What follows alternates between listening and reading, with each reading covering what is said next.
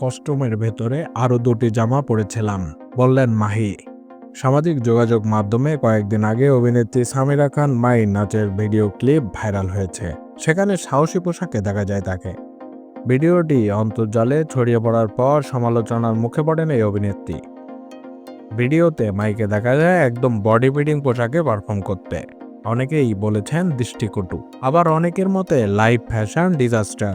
কেউ তো সরাসরি লিখেছেন ড্রেসটা এতটাই টাইট যে মনে হচ্ছে নিঃশ্বাস নিলেই ফেটে যাবে। সমালোচনার মুখে মায়ের ব্যাখ্যাও এসেছে। তিনি বলেন, অনেকে ভাবছে আমি কিছুই পরিনি, কিন্তু কস্টিউমের নিচে আমি আরও 2টি জামা পরেছিলাম।